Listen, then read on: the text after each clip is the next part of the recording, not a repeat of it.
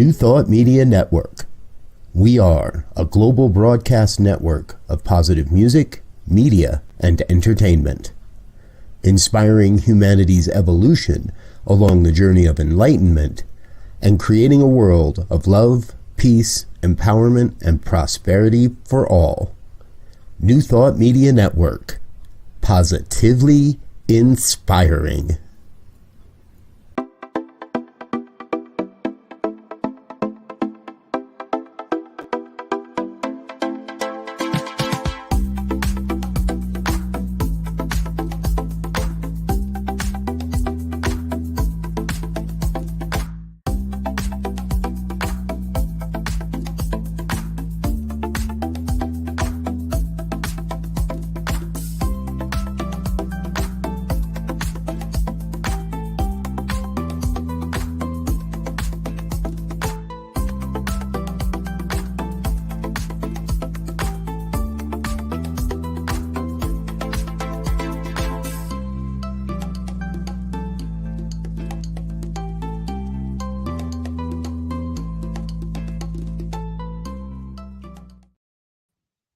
Hello and welcome to Global Focus. Today I am Reverend Dr. Sharri Johnson, your host, and this week we have a twofer. I love it when that happens. We have two guests, Reverend Ogun and Reverend Kelly Isola. They are not in the same place.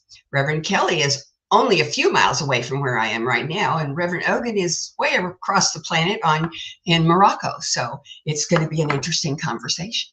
And the reason I have the two of them here is because between them, they are Project Sanctus, which is a focus ministry that's online and really fascinating. Let me just give you a little tip of the iceberg and then we'll bring them on. Reverend Ogun is an ordained Unity minister. His many titles over the years include speaker, teacher, author, podcaster, blogger, musician, parent, social media consultant, certified Enneagram instructor, and self-proclaimed geek. There we are, brother and sister under the skin, because I'm a geek too. His first full-length book is called Rants to Revelations, Unabashedly Honest Reflections on Life, Spirituality, and the Meaning of God, and it was published by Unity Books in 2012. He's been a featured author in the classic and contemporary column for Unity Magazine. He's been on Science of Mind magazine profile, and he's also written for Unity Leaders magazine and the Daily Word, which is one of my favorite magazines in the world. I've been carrying Daily Word around with me for 47 years now. So anybody who does that is okay by me. And Reverend Kelly, well, let me tell you, here's another person who's juggling a chainsaw, a bowling ball, and a raw egg because she's got 37 hats. She's an innovation alchemist. Is that not a fabulous title? Don't you think she ought to be wearing a robe with stars and moons and a tall hat? She's a speaker, a teacher, an author, and a well-being disruptor. I love that well-being disruptor part. That's really cool. She supports people and organizations in living and loving their most noble selves by sharing her passion for living the twofold path of an engaged spiritual life, embracing the inner path of wisdom and demonstrating the outer path of compassionate service.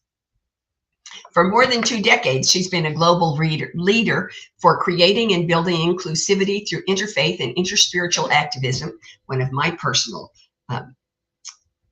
hobby horses, something that I absolutely love and adore.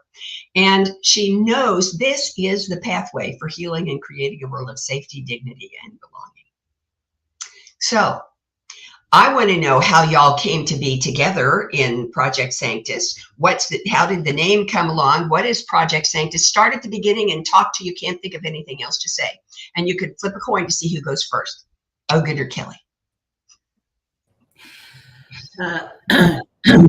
I'll go first if that's okay, Ogun. Yep, that works. So Project Sanctus. So the first thing I'll say though is that the name is Ogun's. You know, he's good at picking short names on things like podcast titles, and it really wasn't, the name itself wasn't really all that hard. You know, we were having conversation, and then he's like, well, a few things came up, and he said Project Sanctus, and I was like, great, perfect, and he loved it too. But how we got together, my recollection, and he may have a different recollection, is you know, our paths in ministry, as far as working in churches and spiritual communities, has been a little different. Ogun has spent longer periods of time at a few different churches.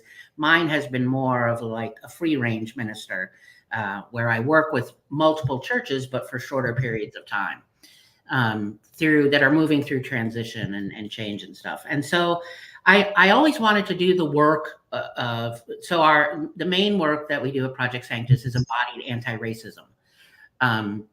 And we'll say more about that. And I always wanted that to be a main focus. I just never wanted to do it alone. So through, over a course of multiple months and a couple conversations, I was, Ogun, come over here. Let's do this together. So it just sort of we didn't know what this was going to be. We just, from what I remember, we, same values, same commitment. What do I want to be doing in the world?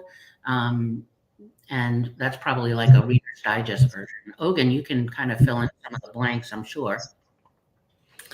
Well, what I'll add is I think, like many people, after the horrific murder of George Floyd in 2020, and a lot of spiritual spaces, churches, including the church that I was in, not really knowing how to talk about it, what to do about it. I think we started, Kelly and I, really talking about the need for a platform specifically or more geared to invite spiritual seekers into the conversation. And by 2021, I think that's when we got started. Little known fact is that, the great resignation that people talk about that came out of COVID, a large number of those folks were clergy. Church is hard enough as it is. Church during COVID was even more challenging because it really just, I would say, became a very divisive issue, whether it was because of the politics, whether it was because of how we respond to the virus. Do we meet? Do we don't meet? Do we go virtual? Do we not go virtual? Churches had a hard time, and it was even harder on clergy who, had to not just deal with the additional, I guess, needs of the congregants, but we had to handle our own fears and process those as well. And nobody knew anything about what was happening with COVID in 2020. So it was a hard time. So I think, as Kelly said, she's always been a free range minister. And I think by the end of 2020, I realized that being in a brick and mortar church was not really serving me as a minister. So I think we decided, this is the perfect opportunity to, as the tagline for our ministry / platform. And I don't like to use the word ministry a whole lot, but our platform is let's get our holy on. And we realized that it's really an invitation for truly us to look at the deepest parts of ourselves that we don't like to look at. And for a lot of us in America, during 2020 and beyond, it had to do with racism. And it was a conversation that was and continues to be very uncomfortable to have, in especially predominantly white spiritual spaces. Everybody was very eager to join book groups and do things. And then they realize, oh, wait, we can't read a couple of books and take care of this. Like we actually got to do some deep work. And oh yes, this deep work is very uncomfortable. And oh yes, this deep uncomfortable work is going to take a while. And what we're experiencing now, a few years into this, is that more than a few people kind of bailed. They were like, yeah, this is too hard. We can't do this. We'll just meditate. We'll just go back to reading some books. We don't want to talk about it every Sunday. We don't want to do the things that are really required.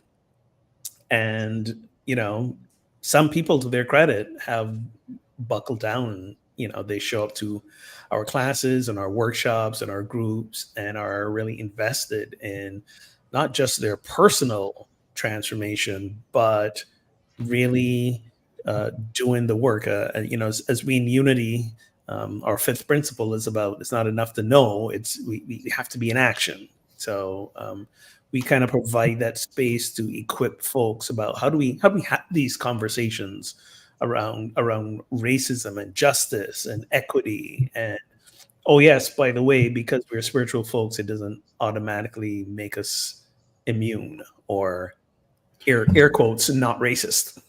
Yeah, it actually adds to the complexity. Because Yes. there's these unconscious, unexamined assumptions that we're in the business of spirituality. So we've done our work, more air quotes. But interestingly, so when Ogun was saying that, oh, this is actually work, I will never forget, and I say it every time. So close your ears, Ogun, because you've heard it before. The one minister that it will stick in my mind forever that said, yeah, it was in a group Zoom meeting or something. Yeah, this is too hard. We're going to go back to celebrating. And I will never forget that as long as I live. It really just, and I continue to be periodically, maybe not surprised or shocked, but having to remember that, white body supremacy cultural norms we were all born into it. We're all raised in it. It's the water we swim in. It's the water everybody, regardless of color, that everybody's drinking. And it requires us to notice, to notice the patterns. And it's particularly hard for white folks because it requires witnessing your whiteness, how you're perpetuating these systems of oppression.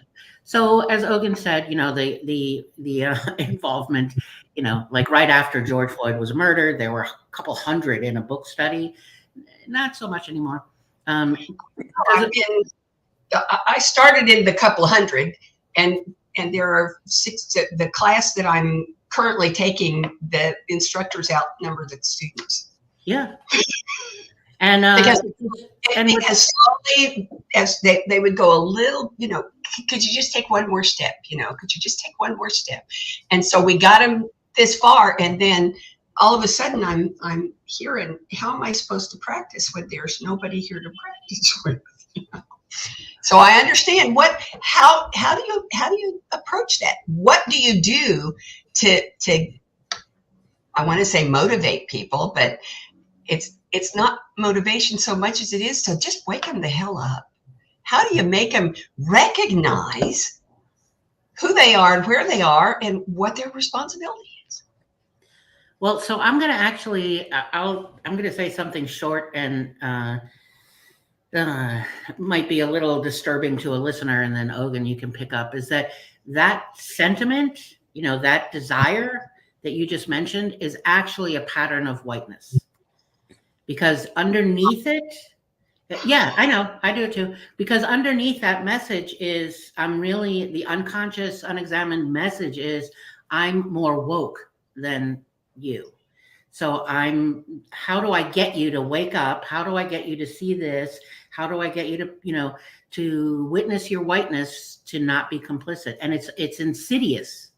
It is, and you left a piece out, and that is that not only is there that sense of I'm more woke than you are, but in back of that is, okay, how do I get woke enough that I don't have to be talking about being woke and I can make a difference? And it's like I'm juggling all of the pieces. I'm juggling white privilege, and I'm juggling ministerial studies, and I'm juggling, I live in a huge city with lots of discrimination, racial and legal and all of that kind of stuff going on.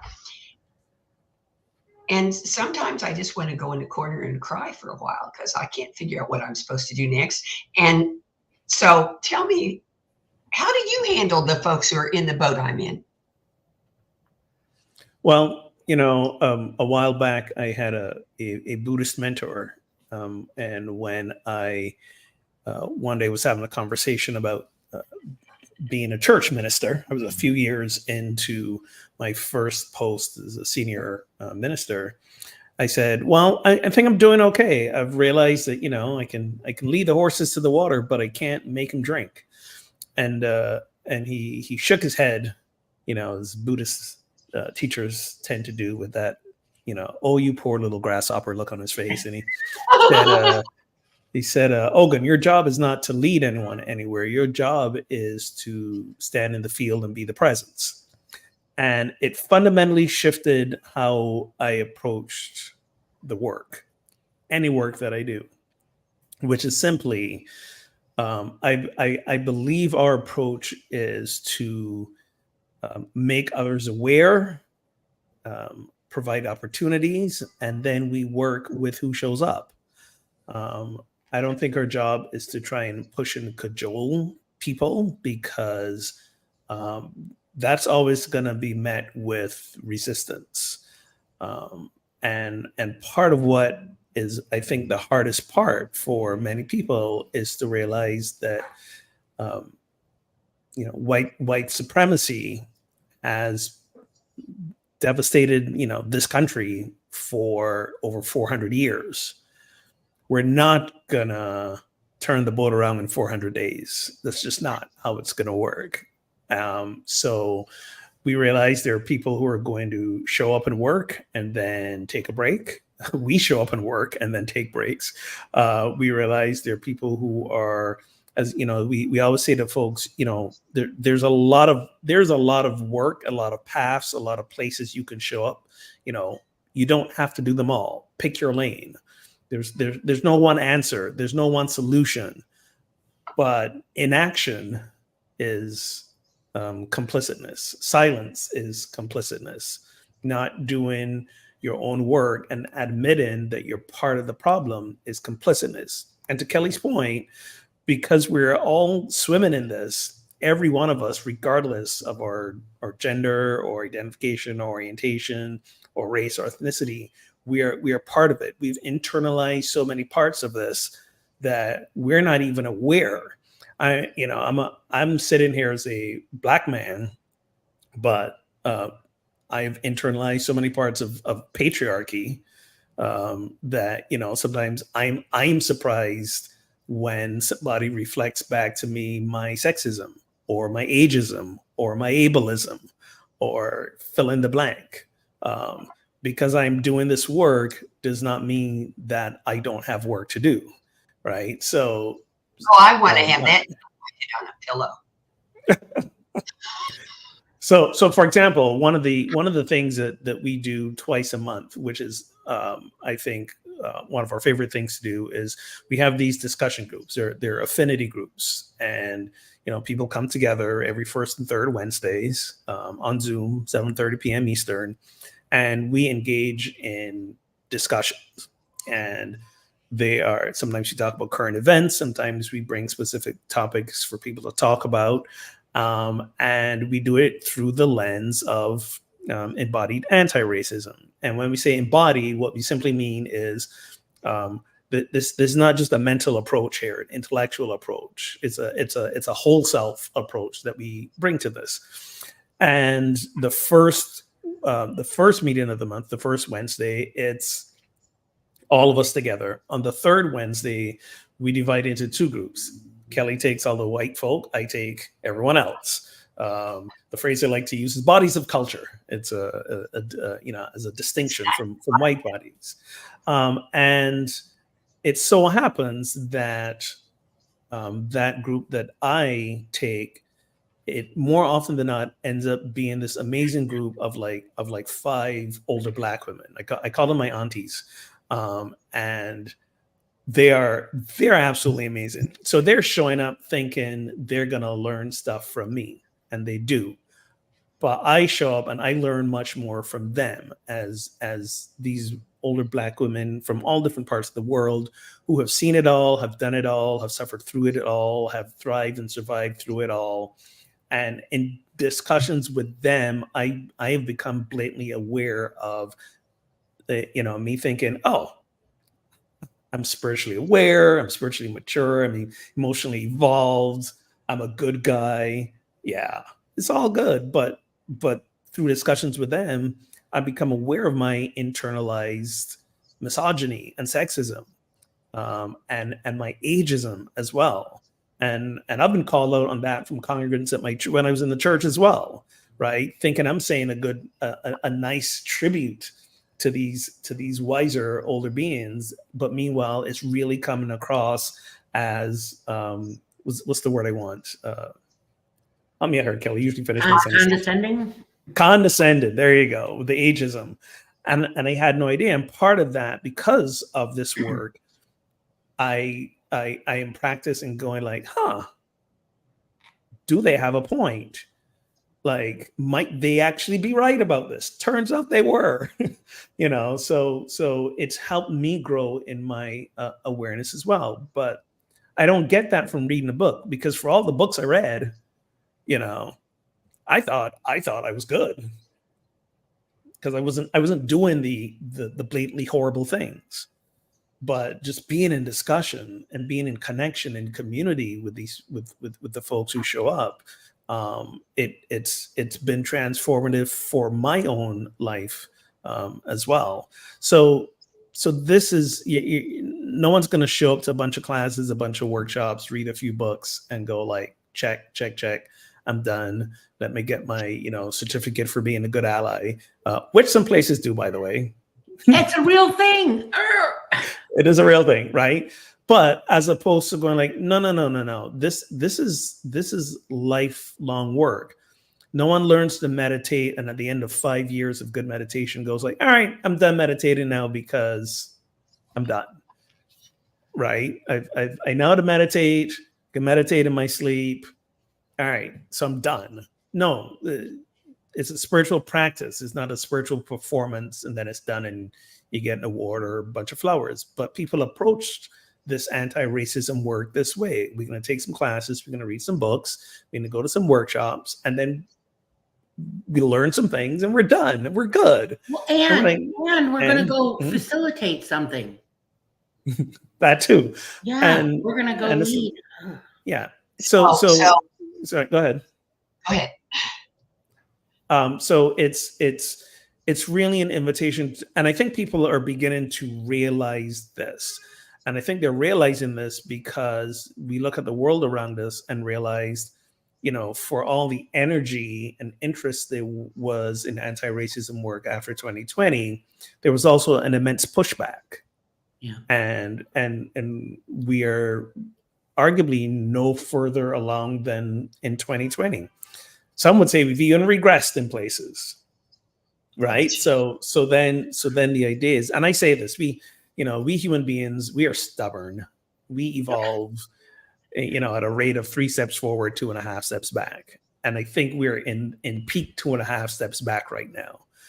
Okay, so I think people are realizing, we did all this work, we did all this reading, we went to all these workshops, we're no better off than we are. It was a waste of time. Or some are realizing, we understand what they meant now when they said this is lifelong work, that this is a journey that we have to keep going, and we have to keep learning, and we have to keep being a presence for justice and equity. And to your point you made earlier, and sometimes we got to take a break because this is exhausting work.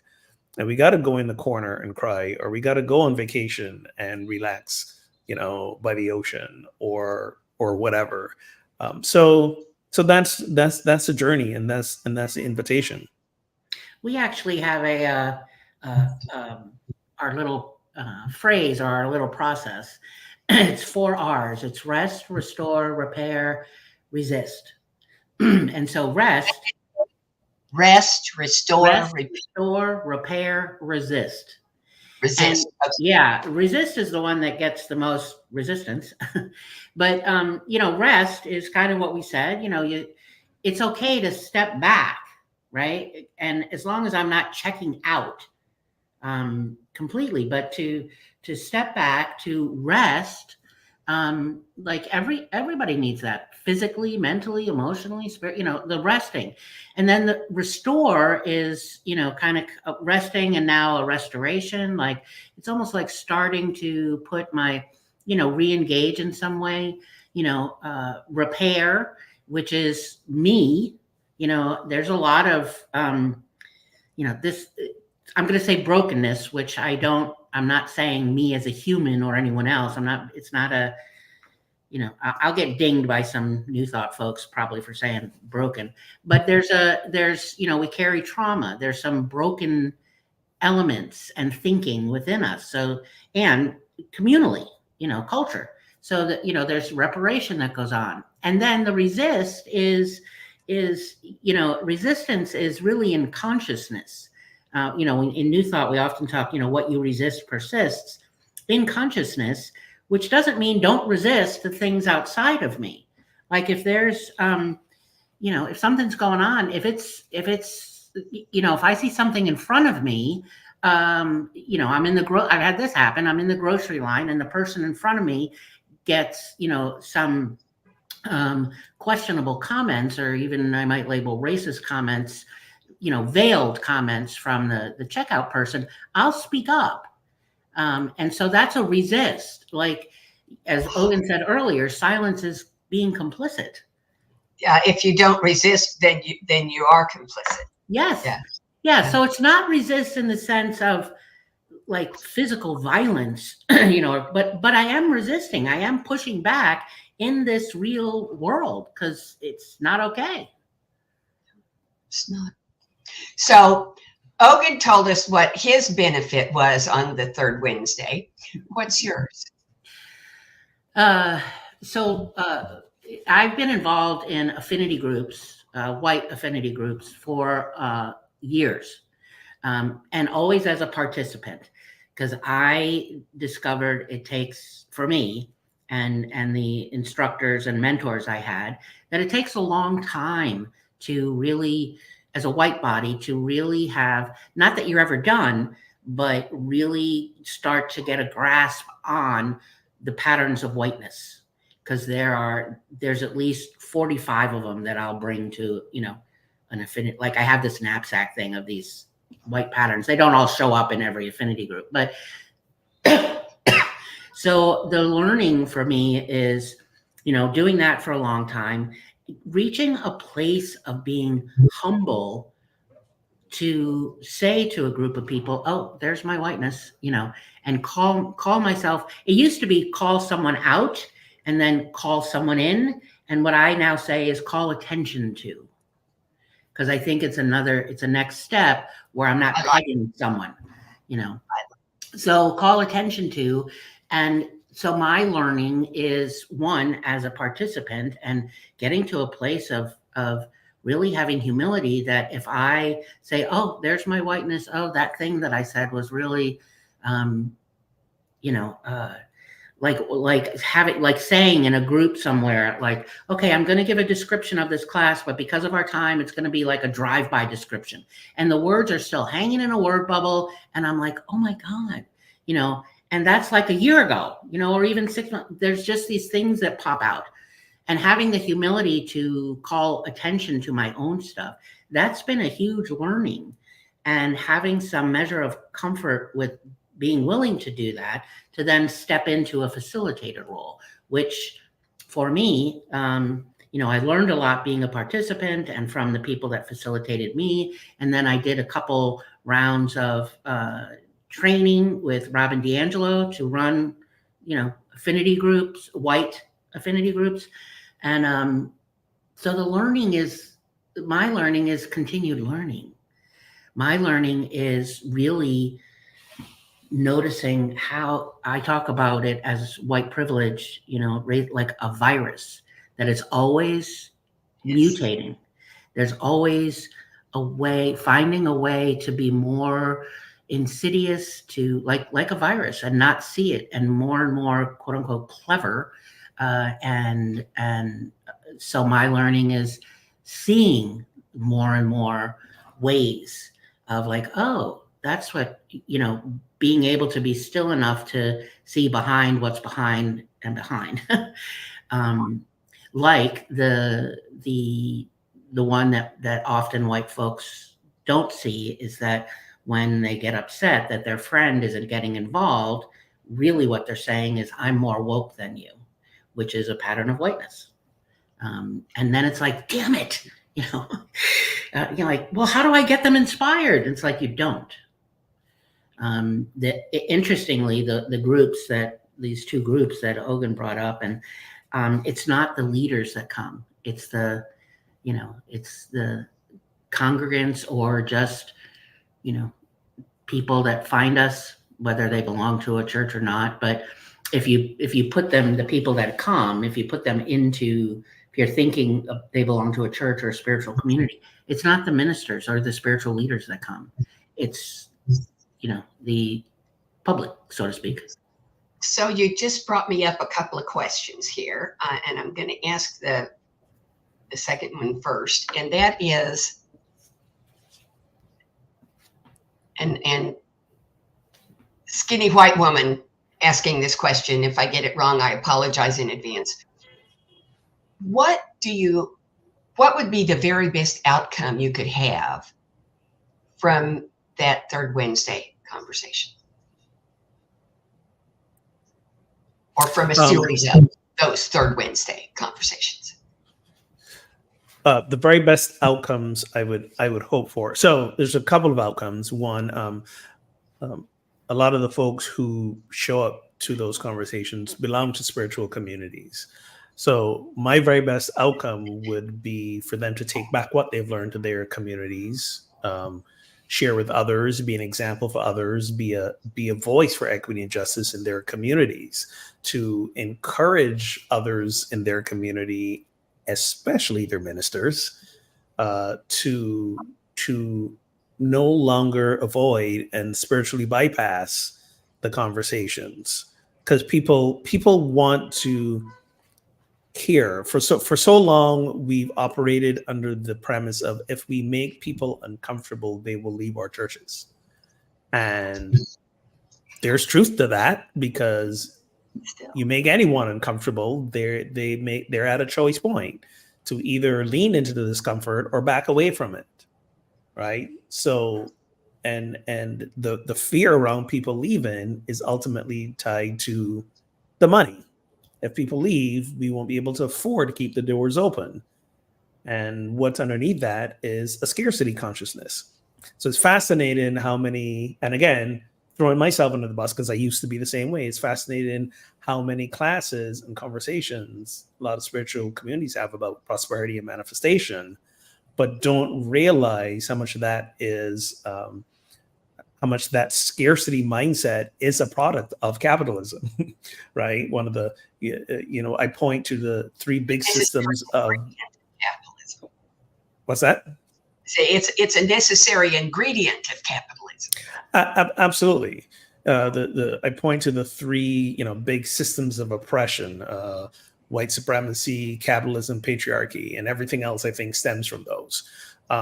So that scarcity mindset undergirds a lot of the resistance to having these conversations, including these sermons. And I am painted with a broad stroke because there are some ministers out there who are doing a fabulous job of it. And I applaud them as well. And part of the discomfort also is not knowing how to talk about it. And it's not a skill you're born with. You can learn it. And you learn it by showing up to groups like ours or any other group or any other class that talks about these issues. But I think, again, to get back to the spiritual bypassing point I made earlier, there's still that prevailing thought, which there is some truth to, right? Like, in the grand universal scheme of things, none of this matters. I mean, that is an overarching existential spiritual truth. What is also true is that it all matters and it's all important, because what matters is our daily lived experience. And I think that when communities don't acknowledge the daily lived experiences of many people, they're basically saying, we don't see you and what you're going through doesn't matter. And if you haven't changed it yet, you're clearly not doing something right with these spiritual tools we're giving you. These are the answers. And if you're not doing, and if your life hasn't changed, that you must be doing something wrong. Well, maybe someone's life hasn't changed because there's systems set up in place to make life infinitely more harder for them. Maybe because of their race, maybe because of their ability, maybe because of their orientation, how they identify themselves. We're not the only ones in the world, each individual. Like there's a lot of other people here with us, a lot of people who don't agree with how we see things. So yes, I mean, how many times do we have to talk about, for example, when we look at housing? Yes, we no longer officially redline neighborhoods where we say, hey, this part of town is for Black folk and this part of town for white folk, and we don't officially do that anymore. That's illegal. But what is still legal is who we decide to give loans to. Right? Who we decide what interest rates. It's a well-established fact that when we had that housing bubble crash a few years ago because of those subprime loans, that vast majority more loans the bankers knew were a hot mess were given to Black and brown folk. Right? We know for a fact, for example, that folks who are married are more likely to get a loan than folks who are single or in some out of the box relationship orientation. It's like there are all these different degrees of discrimination baked into so many of our systems right now. Some very overt, some very subtle. And people experience those on a daily basis. And there's this seemingly refusal to kind of reconcile our spiritual teachings as if, if I meditate 20 minutes a day for the rest of my life, I will overcome these systems. No, that's not what's going to happen. What's going to happen is when I get into a discussion with my loan officer about the unfairness of it, maybe I'll be a lot calmer and not rage out in front of him. That's what meditation is going to do for me. But meditation is not going to shift the systemic obstacle that's in front of me. And we've got to talk more about that in our spiritual communities, because I wrote this in a column one time, and I forgot to mention in my bio the column I write in Uni Magazine is called Love and Justice for All, and it's specifically around these issues. And you would not believe some of the pushback emails I get from readers. Most notably, I had a that article first because I've met you, and somehow reading something that somebody I know wrote gives it more power. But I suppose I shouldn't be surprised that there's pushback. But I'm thinking, what are you doing reading Unity Magazine if you're going to have pushback on this issue? Well, because of the thing we said earlier, people believe that because they are spiritual, that they're okay. That they're good people. Yeah, there's an enormous amount of privilege in New Thought that people aren't even aware of. Like he's talking about, a mortgage and getting a house and, those kind of resources. What most people don't get in New Thought is like all these conversations around manifesting. Like we all have access to principle, right? We all have access to the same principles, but we don't have access to the same resources to bring principle into manifest form. And so we don't talk about that in church. We just say, work your principles and all will be well. Yeah. Maybe not like that, but pretty much like that. Pink frosting version. Like that. Okay, now I'm going to ask you one more question, and you can. Well, we didn't even answer your question. Yes, you did. Ogun did. I did a teeny bit. Yeah, a bit. And he answered the one I'm fixing to ask. Okay, so I want to say, but I would just want to say one more thing about the previous question about, what getting out of it is that the groups really go hand in hand. So the first Wednesday is a communal group with everybody, and then the third Wednesday is the true affinity groups, and they really work hand in hand because there's work for each of us to do separately, and then when we come together, we continue that. And the biggest thing that I have seen come out of this is trust. And for me, it's the only way I know of to dismantle these systems of oppression is trust. Like, I'm a white person, I walk into a room and there's bodies of culture, and there is absolutely no reason whatsoever for them to trust me. There just isn't. It's not, I'm not shaming me or anybody. It's just a what is. So when I see and hear, bodies of culture in our communal group talk about trusting us white folks, that's a huge deal to me. Huge. Okay, so the second question, and the one that Ogun already started answering, so you can just dive right into it your own self, is what's the biggest challenge that you encounter in working with the processes that you're doing on Project Santis? The biggest challenge? Well, it's continuing to, it's this, it's a both and thing, right?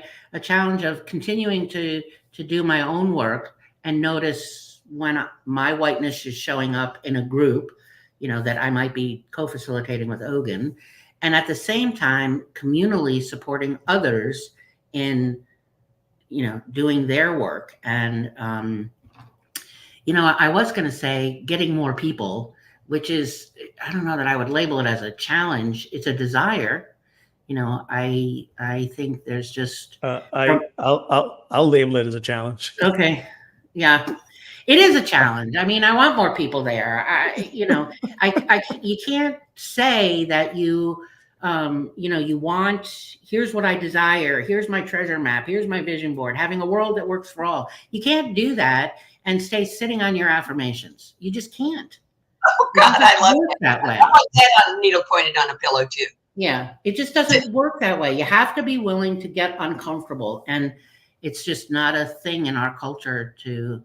There's the white body supremacy cultural norm is right to comfort. Oh, people are tension. You're in a group of people. There's tension. There's some, butting heads, or you can feel things are and somebody will go, let's go to prayer, and I'm always like, no, we're gonna stay in it, and we're gonna learn how to be in it, like, because we're such a conflict avoidant. Yeah, we are that. You're absolutely. Most spiritual communities are conflict avoidant. Well, now I've got 5 questions that I ask every guest, and you each are guests, so you each get to answer each question. Here's the first one. Is there anything that you really want our viewers to know, to hear, to feel, to experience that I haven't asked you about? I don't know. Is there anything?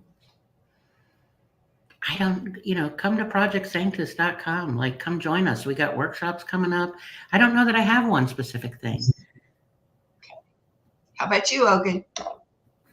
No, I don't think so either. Other than, I really want folks to be honest with themselves. Yeah. Like, if there's nothing you learn from this conversation that we had today, is really be honest with yourself about where you are. And one of the things we always invite folks to say to themselves, it's not a matter of if you're being complicit, it's a matter of how you are. Because we all are, not intentionally, not consciously, and no one's to blame. And no one should feel guilty. It's just the way it is, and we can do something about it.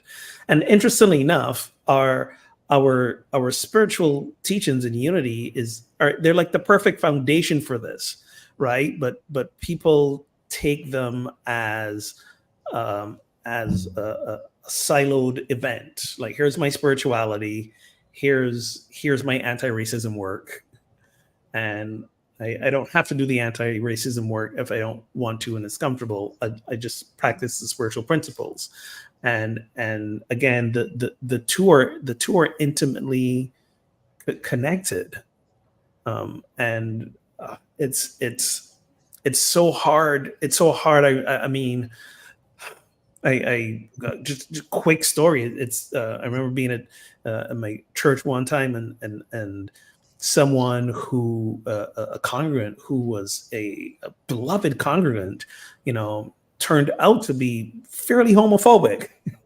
and it was he didn't see it as homophobia because every Sunday he would sing in the choir next to people who were queer, and queer folk were his friends, and it didn't come across that way until I started speaking more towards justice issues, and he was feeling attacked for some reason, and in the course of a conversation, his homophobia came out, and it was shocking to me, shocking to other people in the community, as well. But a lot of this stuff is very unconscious, or sometimes it's conscious and we rationalize it.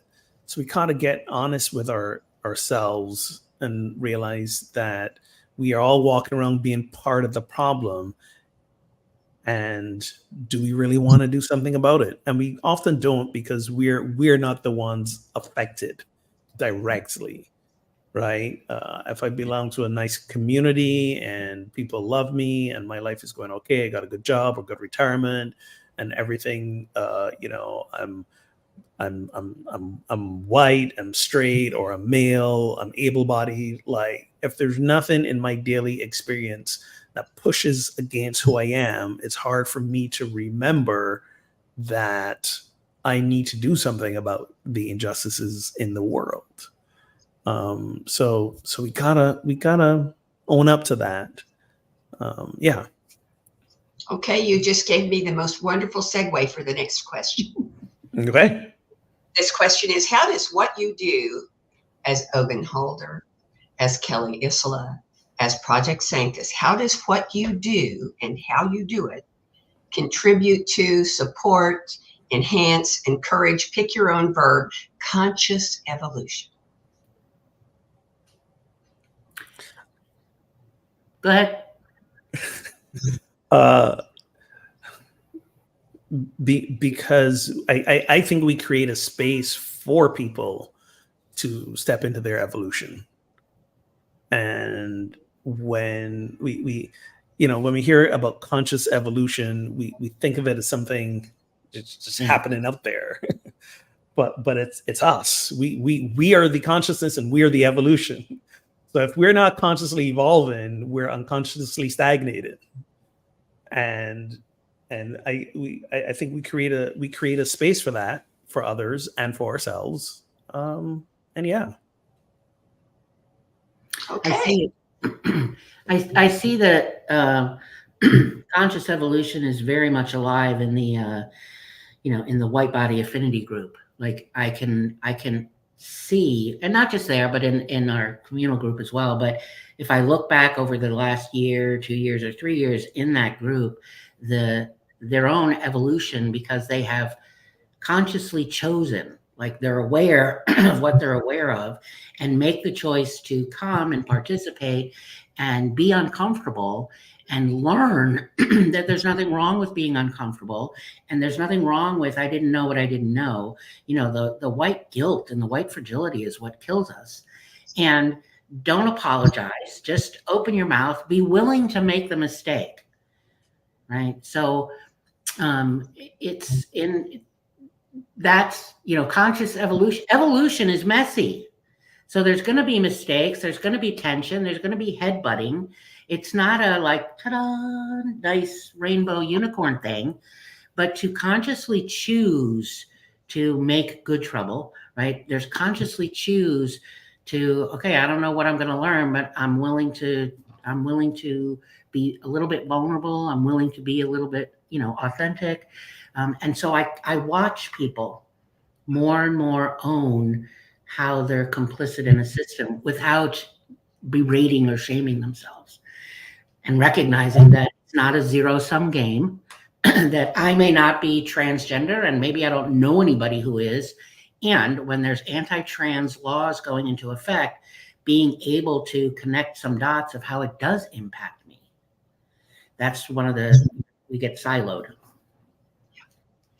All righty. Next question sounds like the same one, but listen carefully because it's just a little bit different. How does what you do as Ogun Holder, as Kelly Isola, as Project Sanctus, how does what you do and how you do it promote, encourage, unveil, reveal, whatever verb you like, world peace? Well, not to be cliche, but peace begins with me, and the peace that I bring to the world outside is direct reflection of the peace that I'm experiencing on the inside. And I think sometimes, especially when we started this work, many people came inner turmoil and despair because of what's happening in the world, right? Because of them suddenly noticing, and I say this kind of tongue in cheek, but not really, suddenly noticing, oh look, we in America, we still have a problem with racism. What can we do about it, right? What are we going to do about it? Like that's the number one question we were getting for like the first 2 years. What do we do? What do we do? As opposed to how am I to change? And I think that was where we got a lot of the resistance, when people realize it's not something you go and do. Well, it is, but it begins with really you changing as well, and in the transformation, whether it's in the transformation, it is where we eventually, I think, will find a little more inner peace with ourselves, and then we can bring that into the world. But yeah, I almost wanted to say, like, well, just rewind and listen to what I just said. But I know you said it's a different question. And I have two answers. I'm a both and gal, right?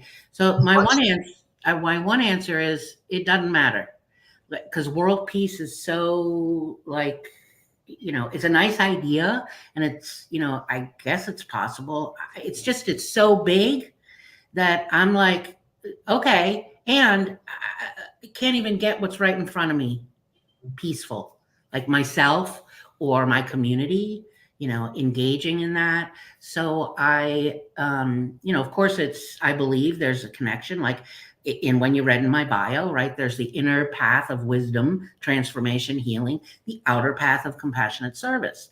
So that's the, twofold, both and yeah, where most of my focus though is, my little corner of the world, because I do believe there's there is that ripple effect. I don't know the people that come to our groups or events. I part of the push is, tell your friend, bring your friends. Doesn't happen often. And I don't know what they're doing, the impact. I know they're different, which means energetically they're going to show up different. So I just trust that that's happening, and I can't, but I kind of stay in my lane, as Ogun said earlier. And I was going to say, let me do a quick follow up. Also, is that what do we really mean when we say world peace, right? Because for a lot of folks, world peace is a stand-in for, I don't want to be uncomfortable with anything that happens. I don't want conflict, right? I want everybody to be getting along. I want a sense of homogeneousness. Yeah. So I don't think people really know what they mean when they say that, because we're human beings and we're all different. We're always going to be in conflict, but conflict does not mean violence. Conflict does not mean aggression. It's creative energy.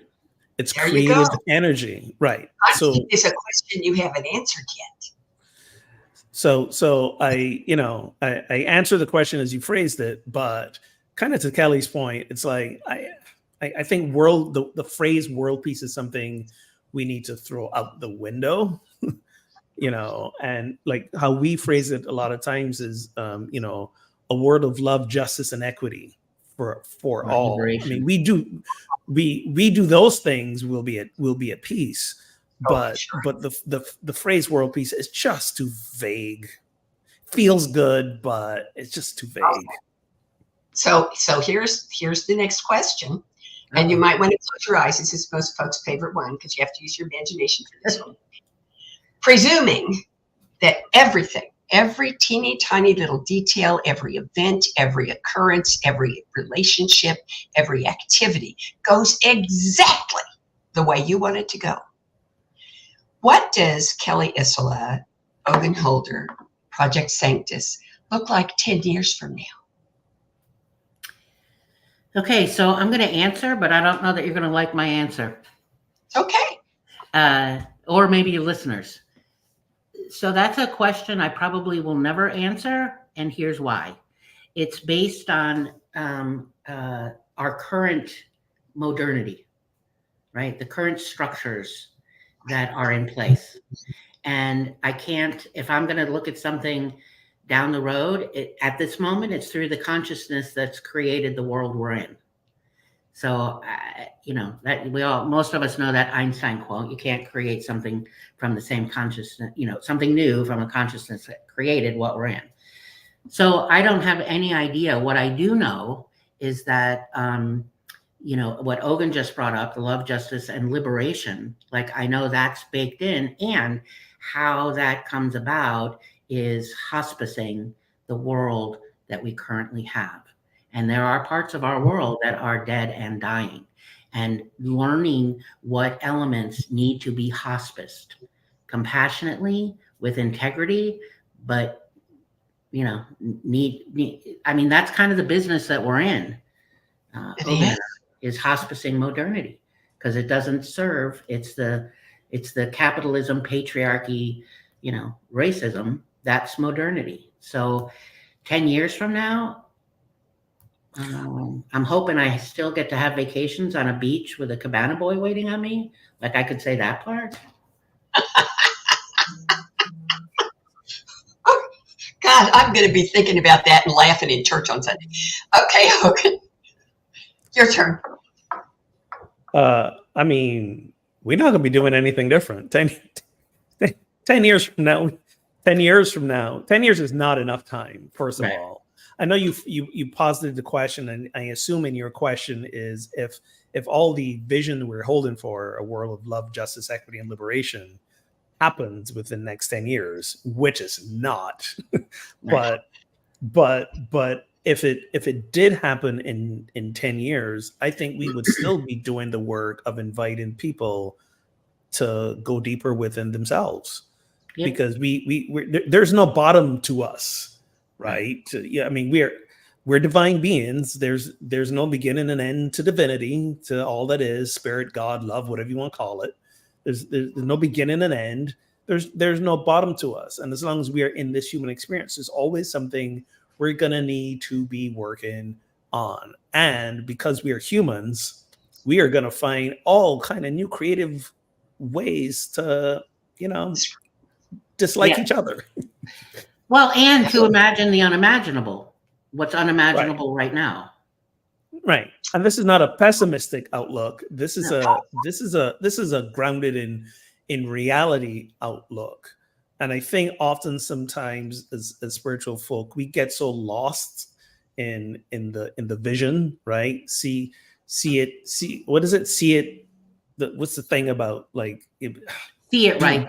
You don't have to make it right or something. There we go. See it right. Don't set it right. Like just be immersed in the vision and the outcome, and that's just where we put our attention, which is another form of spiritual bypass. And by the way, that's a class we have coming up on spiritual bypass. And when is that? That's in May 18th, I think. If you go to projectsanctus.com, you can sign up for that. And I'm not saying that we don't have a vision or we don't have a dream. I'm not saying that, but the two don't negate each other. And I think for so long in spiritual communities, we've let that negate the work that we need to do. Imagination is not gonna get us there, right? We got to move our feet, and moving our feet kind of starts with that deep introspective look to really be honest of asking ourselves, where am I standing right now? So I know what direction to move my feet. So first, this is one of the best interviews we've ever done. Thank you so much for saying you'd be here. And my very last question is, will you come back? Of course. Okay, my first opening is March 18th of next year. Can I pencil you in? Sure. I mean, Thank I'm you. saying yes. Ogun's shaking his head. I'm saying Yes, I okay. So I'll tell you and everybody who's watching that our guest next week is Reverend Dr. Tiffany Milne from the Global Truth Center. And this lady is one of the funniest people on the face of the earth. I mean, you're gonna laugh till you cry, and then you're gonna say, ooh, I never thought of it quite like that. So don't miss it. Thanks for being here. See you next time. Bye-bye. Amazing, amazing, you will do amazing things.